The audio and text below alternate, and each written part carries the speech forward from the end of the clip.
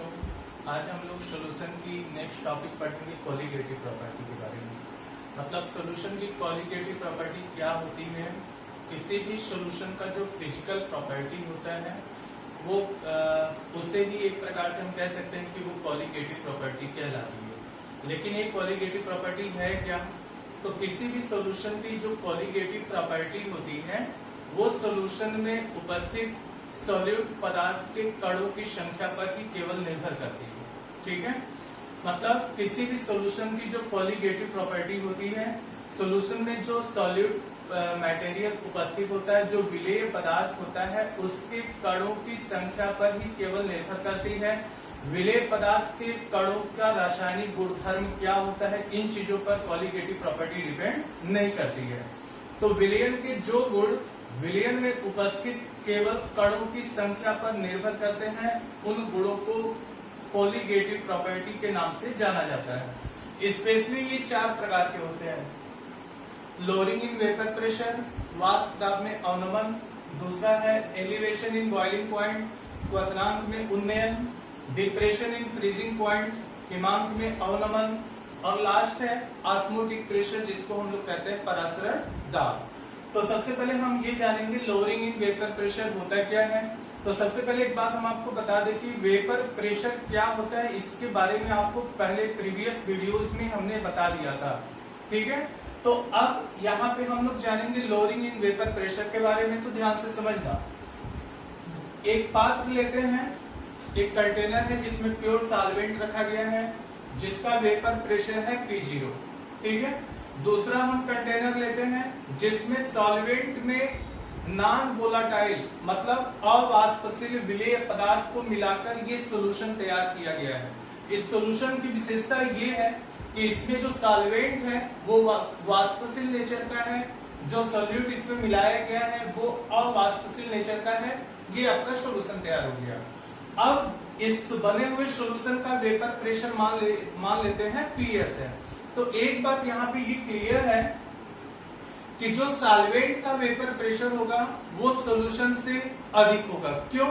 क्योंकि जब हम सॉल्यूशन में अवाष्पशील विलेय पदार्थ मिला देते हैं तो ये अवाष्पशील विलेय पदार्थ सॉल्वेंट को वेपोराइज होने के लिए जो आवश्यक टेम्परेचर मिलना चाहिए, उस आवश्यक टेम्परेचर को ये विलेय पदार्थ जो सॉल्यूट मटेरियल मिला रखा है ये एब्जॉर्ब कर लेता है, जिसके कारण इसमें उपस्थित जो सॉल्वेंट के पार्टिकल है वो बहुत कम मात्रा में वाष्पित हो पाते हैं, जिसके कारण वेपर प्रेशर इसका जो होता है मतलब सॉल्यूशन का वो कम हो जाता है। अब वाष्प दाब में कितना कमी हो रहा है, तो लोअरिंग इन वेपर प्रेशर यदि हमें निकालना है तो सॉल्वेंट के वेपर प्रेशर में से सॉल्यूशन के वेपर प्रेशर को हम क्या करेंगे, घटाएंगे। और वाष्प दाब में आपेक्षिक अवनमन कितना हो रहा है, आपेक्षिक कमी कितनी हो रही है, मतलब relatively lowering in vapour pressure यदि हमें निकालना होगा तो P0 माइनस PS अपान P0 मतलब जो सॉल्वेंट का वेपर प्रेशर है उसी से हम डिवाइड कर देंगे। तो सॉल्वेंट के सापेक्ष वाष्प दाब में कितनी कमी हो रही है वो हमें पता चल जाएगी। वाष्प दाब में ये कमी जो हो रही है वो किस पर डिपेंड करेगा, तो जैसे जैसे ध्यान देना, जैसे जैसे हम सॉल्यूशन में सॉल्यूट पदार्थ मिलाते जाएंगे, सॉल्यूट की मात्रा जैसे जैसे बढ़ाते जाएंगे, इसके वेपर प्रेशर में कमी उतना ही ज्यादा होता जाएगा। और वाष्प दाब में जो टोटल कमी आएगी, ये मान जैसे जैसे घटेगा वैसे वैसे इसका जो डिफरेंस है वो डिफरेंस ऐसे बढ़ता ही चला जाएगा, मतलब वाष्प दाब में कमी वैसे वैसे बढ़ती जाएगी। तो वाष्प दाब में जो कमी है वो सॉल्यूट के कणों की संख्या पर डिपेंड कर रही है, मतलब ये नंबर ऑफ सॉल्यूट पे डिपेंड कर रही है। तो हम यहाँ पे दिखा सकते हैं कि relatively lowering in vapour pressure ये जो वैल्यू है वो विलयन में उपस्थित विलेय पदार्थ के मोल प्रभाज के बराबर होगा। और इसको हम ऐसे अगर दिखा दें, लोअरिंग इन वेपर प्रेशर में जो कमी है वो डायरेक्टली प्रोपोर्शनल हो जाएगा mole fraction of the solute presented in the solution. और इसी से ये बात क्लियर है कि जो वाष्प दाब में कमी है वो कणों की संख्या पर चूंकि डिपेंड कर रही है, विलेय पदार्थ के कणों की संख्या पर डिपेंड कर रही है, जिसके कारण वेपर प्रेशर में अवनमन एक कोलिगेटिव प्रॉपर्टी माना जाएगा। ठीक है, अब वाष्प दाब में जो कमी है इस फार्मूले के द्वारा हम इसमें मिलाए गए विलेय पदार्थ के मॉलिक्यूलर वेट की गणना कर सकते हैं। कैसे? यहाँ पे देखो स्मॉल एम की जगह पे ये मोलों की संख्या है, विलेय पदार्थ के मोलों की संख्या है, ये सॉल्वेंट के मोलों की संख्या है। तो यहाँ पे स्मॉल डब्ल्यू बटे कैपिटल एम फार्मूला जान ही रहे हैं आप लोग कि विलेय का भार बटे विलेय का मॉलिक्यूलर वेट। यहाँ पे भी उसी तरीके से इसको ओपन कर दिया गया है और इसको अब जब हल करेंगे तो सोल्यूट का जो मॉलिक्यूलर वेट स्मॉल एम बराबर जो आएगा वो वैल्यू ये आएगा। और इस फार्मूले के द्वारा हम किसी विलयन में उपस्थित विलेय पदार्थ के मॉलिक्यूलर वेट का काउंटिंग कैलकुलेशन कर सकते हैं।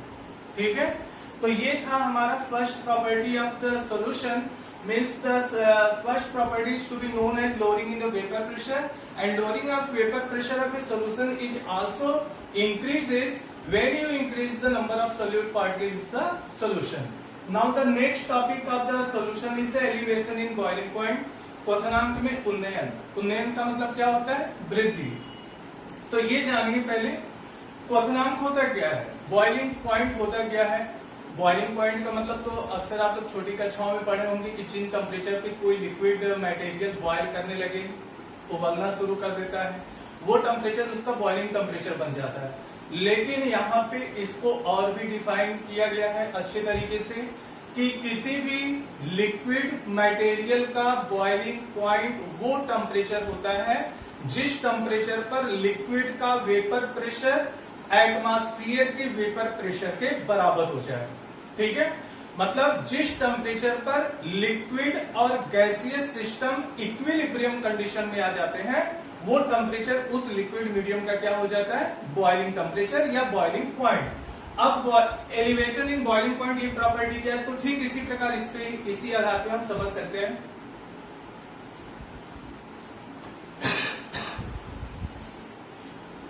जैसे ये प्योर सॉल्वेंट है, ये आपका सॉल्यूशन है, सॉल्यूशन का निर्माण जिसमें प्योर सॉल्वेंट में हमने मिला रखा है नॉन वोलेटाइल सॉल्यूट।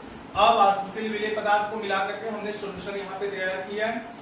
अब सॉल्वेंट का अगर मान लो टेम्परेचर मतलब बॉइलिंग टेम्परेचर, बॉइलिंग पॉइंट अगर T0 हो, ठीक है, और सॉल्यूशन का बॉइलिंग पॉइंट अगर Ts हो, तो आप समझ सकते हैं ये प्योर सॉल्वेंट है मीन्स डाइल्यूट मीडियम होगा, सॉल्यूशन हो गया मीन्स ये कंसंट्रेट हो जाएगा। किसका बॉइलिंग पॉइंट ज्यादा होगा? जाहिर सी बात है कि जो सॉल्यूशन मतलब जो ज्यादा कंसंट्रेट है इसका बॉइलिंग टेम्परेचर ज्यादा होगा और इसका क्या होगा? कम होगा। अब बॉइलिंग मतलब किसी सॉल्वेंट में सॉल्यूट मिलाने से बॉइलिंग पॉइंट कितना रेज कर रहा है, कितना अधिक हो रहा है, ये जानने के लिए हम क्या करेंगे, इसको रुकिए,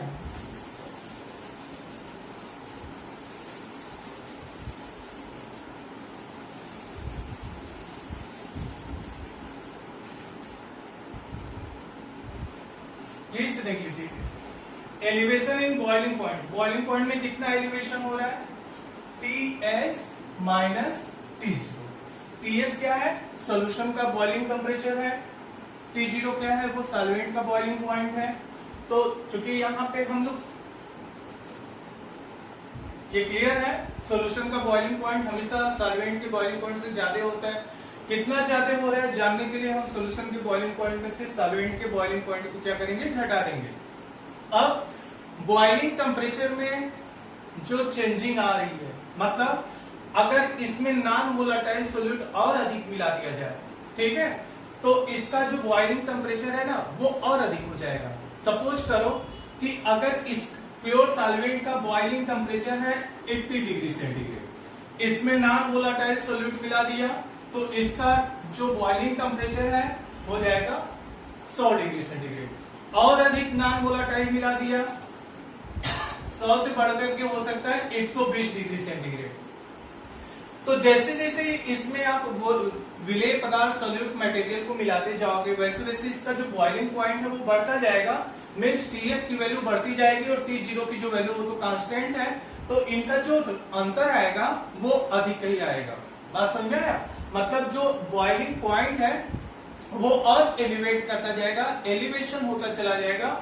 और बॉइलिंग पॉइंट में जो एलिवेशन हो रहा है ये डिपेंड कर रहा है number of moles of the solute particles. Clear? तो यहां से ये क्लियर है कि अगर बॉइलिंग पॉइंट में होने वाला एलिवेशन सोल्यूट के number of moles per depend कर रहा है, तो एलिवेशन इन बॉइलिंग पॉइंट भी एक प्रकार से कोलिगेटिव प्रॉपर्टी होगा। यहां पे ये चीज भी आपकी प्रमाणित हो जा रही है। ठीक है, अब एक रिलेशन आता है, मतलब यहां पे हम इस चीज को मान लें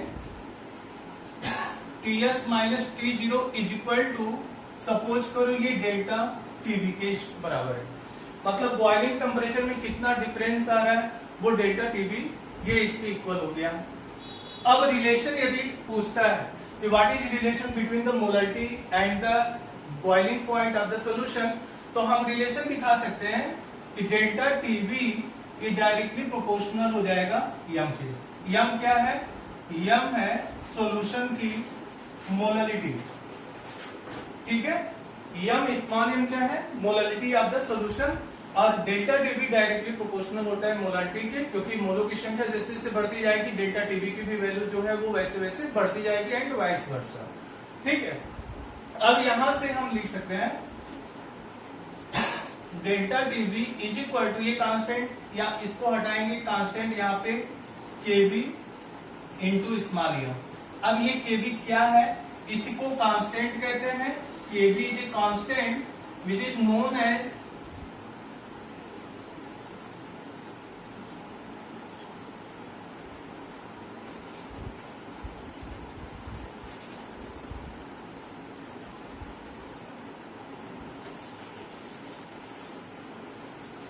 केबी एक कांस्टेंट है जिसको हम लोग मोलल एलिवेशन कांस्टेंट कहते हैं। क्या बोलते हैं?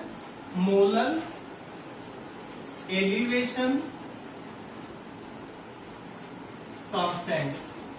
ठीक है, मोलल उन्नयन स्थिरांक केबी आपका जो है कांस्टेंट है जिसको मोलल एलिवेशन कांस्टेंट के नाम से जाना जाता है। अब यहां से देखो एक रिलेशन हम यहां से डिमॉन्स्ट्रेट कर सकते हैं। कैसे करेंगे ध्यान से देखना। स्मॉल यम मोलरिटी है, तो हम यहां से लिख सकते हैं small M equal to molarity का फार्मूला जान दो, number of moles of the solute, मोलों की संख्या, तो मोलों की संख्या स्मॉल यम बटे weight of the solvent in kilogram. ठीक है, तो मान लो अगर W ग्राम सॉल्वेंट है तो इसको किलोग्राम में चेंज करने के लिए हम क्या करेंगे? 1000 से डिवाइड कर देंगे। ठीक, स्मॉल यम ये number of moles of the solute है, तो स्मॉल यम बराबर हो जाएगा स्मॉल W बटे स्मॉल यम। तो चूंकि स्मॉल यम एक बार हम यूज कर सकते हैं, कर लिए हैं, तो यहाँ पे इसको डैश बना लो, थोड़ा सा अंतर हो जाएगा। स्मॉल यम डैश सॉल्यूट का मॉलिक्यूलर वेट है। ठीक है, अब अपॉन कैपिटल W अपॉन 1000, इसको आप ऐसे कर सकते हैं स्मॉल यम इक्वल टू, ये 1000 ऊपर आ जाएगा, 1000 इंटू स्मॉल W अपॉन यम डैश इंटू कैपिटल W। अब ये वैल्यू उठा करके हम यहां पे रख सकते हैं इस रिलेशन में। ठीक है,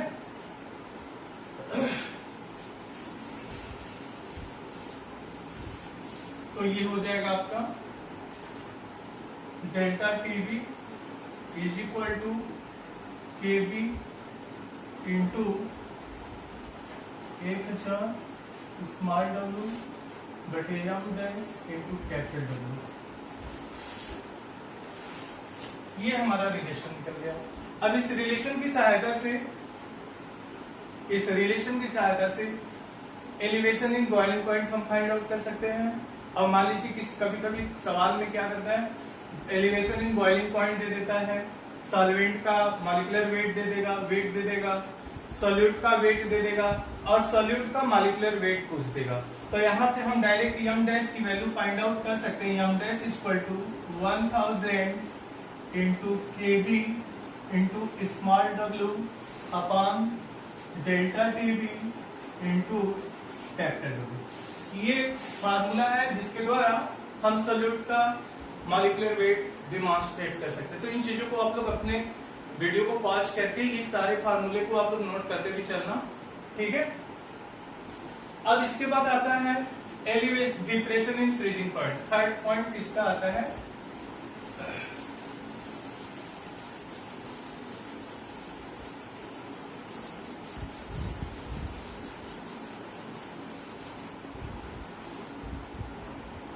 तीसरी प्रॉपर्टी फ्रीजिंग पॉइंट में डिप्रेशन। तो फिर से यही चीजें यहाँ पे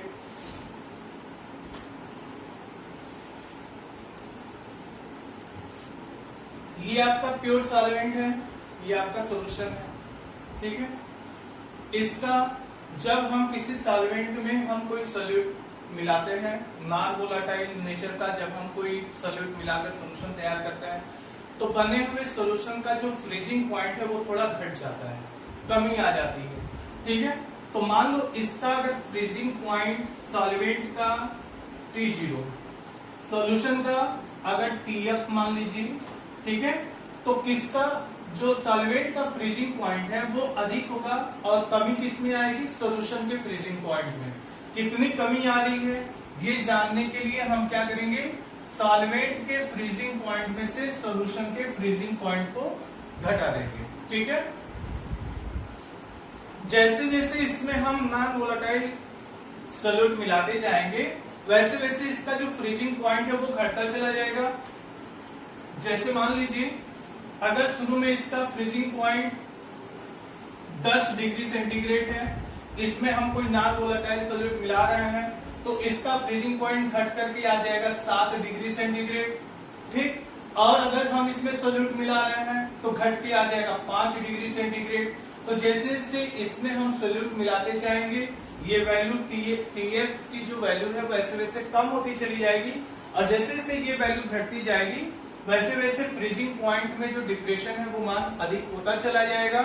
फ्रीजिंग पॉइंट में होने वाली कमी अधिक होती चली जाएगी। कैसे, जब हम सॉल्यूट की मात्रा बढ़ाते जाएंगे और सॉल्यूट की मात्रा बढ़ाने का मतलब ये हुआ कि ये जो फ्रीजिंग पॉइंट में डिप्रेशन है ये मोलों की संख्या पर डिपेंड करता है, सॉल्यूट के मोलों की संख्या पर ये भी डिपेंड करता है। इस आधार पर हम कह सकते हैं कि depression in the freezing point is also a colligative property because it also depends upon the number of particle of the solute presented into the solution, ठीक है। अब यहां से भी वही चीज है, अगर मान लीजिए T0 माइनस TF ये सब्ट्रैक्ट यदि हम करते हैं डेल्टा TF, अंतर मान लीजिए डेल्टा TF के बराबर आता है। डेल्टा TF क्या है, फ्रीजिंग पॉइंट में क्या कमी हो रही है उस कमी को ये दर्शा रहा है, ठीक है। तो यहाँ फिर रिलेशन बनता है डेल्टा TF ये डायरेक्टली प्रोपोर्शनल होगा मोलारिटी के, ठीक है। स्मॉल एम फिर यहीं पे मोलारिटी वाली बात आ रही है और फिर यहाँ पे स्मॉल एम की वैल्यू उसी तरीके से सेम पैटर्न पे जैसे इसके पहले हम लोगों ने चला है एलिवेशन इन बॉइलिंग पॉइंट में, ठीक इसी तरह इसको भी आप सॉल्व करेंगे तो डेल्टा TF की जो वैल्यू आएगी ये is equal to 1 into small w बटे M dash into capital W और इंटू यहाँ पे कांस्टेंट जो हम यूज करेंगे KF, इस KF को बोलेंगे मोलर डिप्रेशन कांस्टेंट, ठीक है। ये KF वैल्यू क्या है, इसको कहेंगे मोलर डिप्रेशन कांस्टेंट। जैसे इसके पहले वाला जो एलिवेशन इन बॉइलिंग पॉइंट में KB था उसको मोलर एलिवेशन कांस्टेंट का नाम दिया गया, वैसे इस कांस्टेंट को यहाँ पे मोलर डिप्रेशन कांस्टेंट के नाम से जाना जाएगा। तो ये फार्मूला है, इस फार्मूले की सहायता से हम लोग किसी सॉल्यूशन के फ्रीजिंग पॉइंट में कितना डिप्रेशन हो रहा है ये हम यहाँ से डिमॉन्स्ट्रेट कर सकते हैं। फिर यहाँ से सॉल्यूशन में उपस्थित जो सॉल्यूट पदार्थ है उसके मॉलिक्यूलर वेट यम डैश की भी काउंटिंग हम कर सकते हैं। बस यहाँ से यम डैश को यहाँ से हटाओ, बस यहाँ पे आप क्रॉस मल्टीप्लीकेशन करके डेल्टा TF यहाँ कर सकते हैं और यम डैश यहाँ पे कर सकते हैं। तो यहाँ से हम सॉल्यूट के मॉलिक्यूलर वेट का भी काउंटिंग कर सकते हैं। तो ये रहा 3 प्रॉपर्टी। चौथी प्रॉपर्टी आती है आपकी ऑस्मोटिक प्रेशर।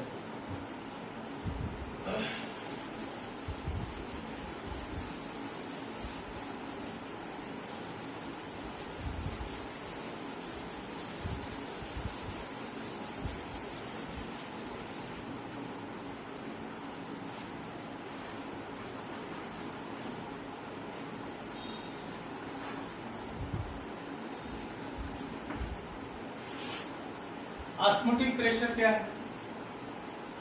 ऑस्मोटिक प्रेशर को जानने से पहले हम लोग ऑस्मोसिस की घटना को समझेंगे। ऑस्मोसिस, इसको हिंदी में कहते हैं परासरण, ठीक है।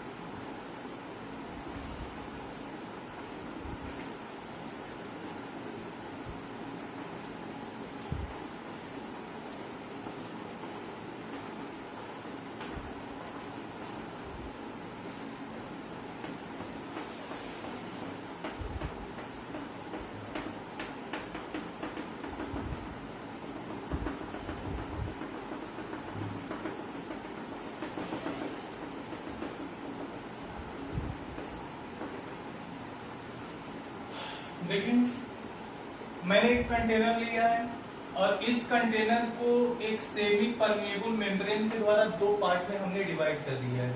ये क्या है आपका सेमी परमेबल मेम्ब्रेन, ठीक है, जिसको अर्धपारगम्य झिल्ली के नाम से जानते हैं। अब इस जो पार्ट ए, ये पार्ट ए है, ये पार्ट बी मान लीजिए, ये इस ए पार्ट में हमने प्योर सॉल्वेंट ले रखा है, ठीक है, पार्ट बी में सॉल्यूशन है, ठीक है। अब जैसे ही इन दोनों सिस्टम्स को अर्धपारगम्य झिल्ली यानी सेमी परमेबल मेम्ब्रेन के द्वारा हम अलग अलग करते हैं, तो होता क्या है, और जो सॉल्वेंट के पार्टिकल हैं वो अर्धपारगम्य झिल्ली में जो छोटे छोटे छिद्र बने हैं, ठीक है, इन छोटे छोटे छिद्रों के द्वारा होते हुए ये सॉल्यूशन की तरफ गति करना शुरू कर देते हैं। बात समझ में आया? सॉल्वेंट के पार्टिकल अर्धपारगम्य झिल्ली से होकर के सॉल्यूशन की तरफ जाने लगते हैं, ठीक। तो यही घटना परासरण के नाम से जानी जाती है, या जिसको हम ऑस्मोसिस कह सकते हैं। बात समझ में आया? अब यदि इसमें हम कोई पिस्टन लगा दें, पिस्टन, ये पिस्टन पी है, ठीक है,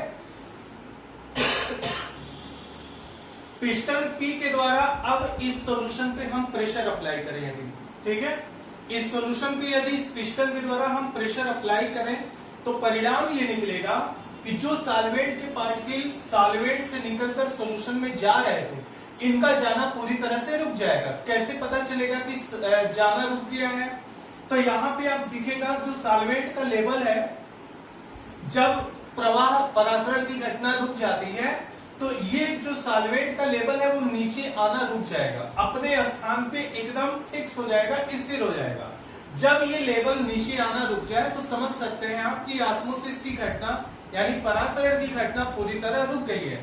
तो परासरण की घटना को रोकने के लिए सॉल्यूशन पर जो हम एक्सेस प्रेशर अप्लाई करते हैं, उसी एक्सेस प्रेशर को ऑस्मोटिक प्रेशर के नाम से जाना जाता है, ठीक है। ऑस्मोसिस क्या होता है? तो जब एक सॉल्वेंट को सॉल्यूशन से अर्धपारगम्य झिल्ली के द्वारा सेपरेट आउट करते हैं तो उस कंडीशन में सॉल्वेंट के पार्टिकल अर्धपारगम्य झिल्ली के छिद्रों से निकलकर सॉल्यूशन की ओर गति करने लगते हैं, ठीक है। यही घटना ऑस्मोसिस के नाम से जानी जाती है।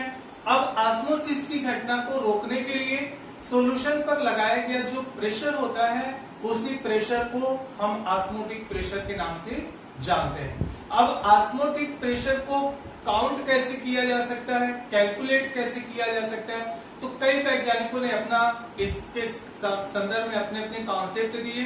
जैसे पहला नाम आता है बर्कले एंड हार्टले का मेथड, फिर इसके बाद बायल वन टॉप रूल है, चार्ल्स वन टॉप रूल है, एवोगैड्रोस वन टॉप रूल है, ठीक है। फिर इन तमाम नियमों की सहायता से हम ऑस्मोटिक प्रेशर को कैलकुलेट कर सकते हैं।